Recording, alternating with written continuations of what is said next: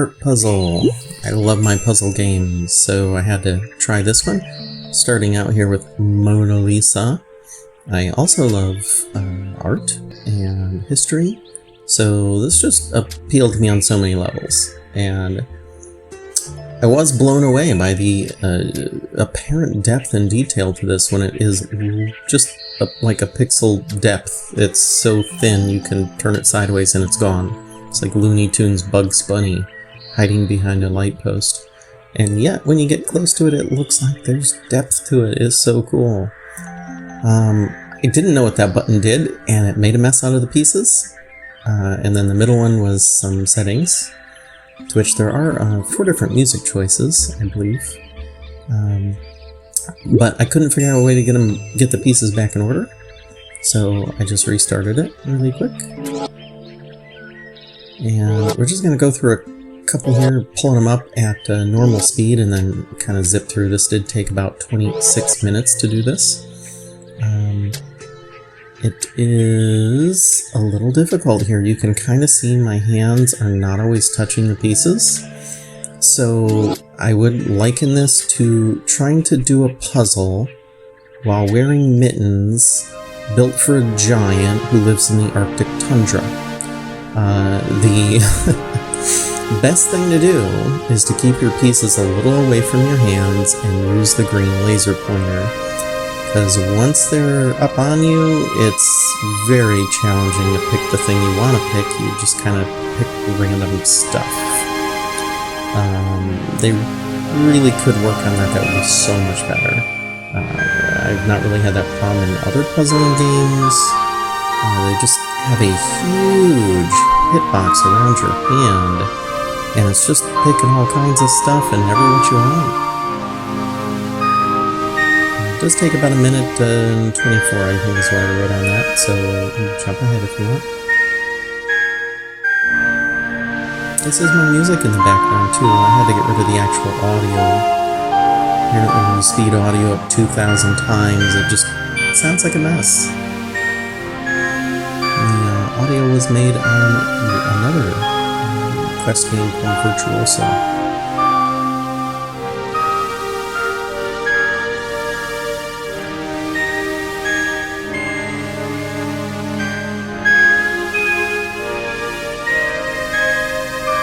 Alright, slowing down here. You see, in this case, I went to grab the piece and I just grabbed the puzzle, and I just went with it. At a certain point, whatever I'm grabbing, I'm just making use, I'll spin the whole puzzle if I need to. You get some kind of weirdly colorless fireworks.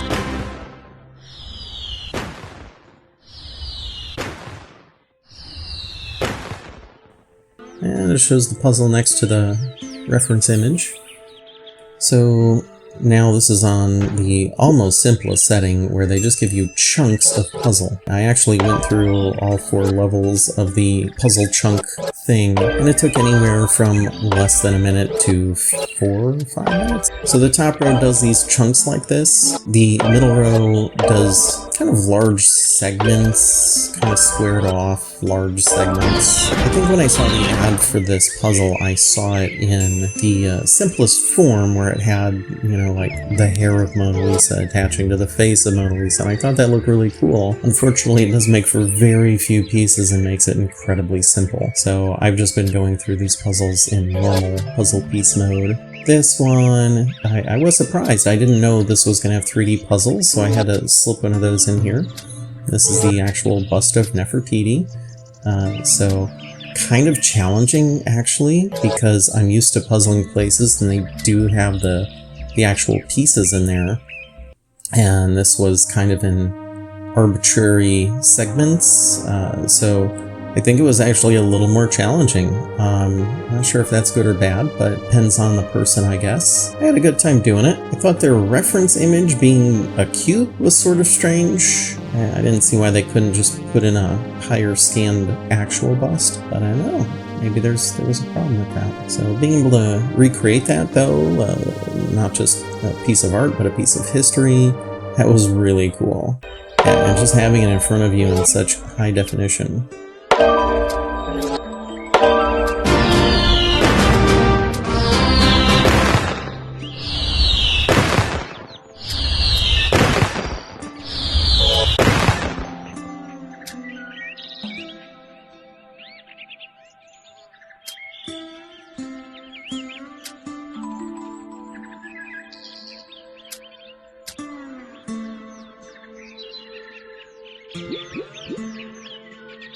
I'm going to zip through the collections here. You can read that if you want.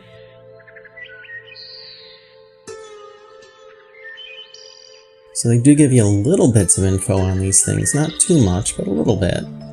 And there's quite a few different collections, and you'll notice on the right it says download. So I went through and I clicked on them all, download, download, download, download, so they'd be there and be ready for me. But there's a lot of options here. I was surprised at that too. It's really great to have access to so many puzzles and so many bits of art and history.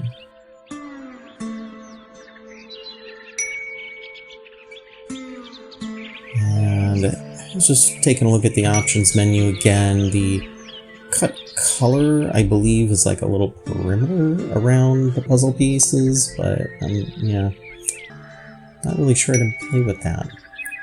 You have 3 different main environments. You have this kind of I don't know, Italian Romish courtyard, something like that. I'm not sure what we're going for there, but we have this really boring platform, and then of course the one I've been using, which is there, which is kind of a villa balcony, I guess. I like that. It looked nice enough. There is also now a pass-through option. I just saw that up there yesterday. And I think that's about it. It's a good puzzling game. I would encourage you to get it if you like art, you like history, and you like jigsaw puzzles. Go for it. Enjoy.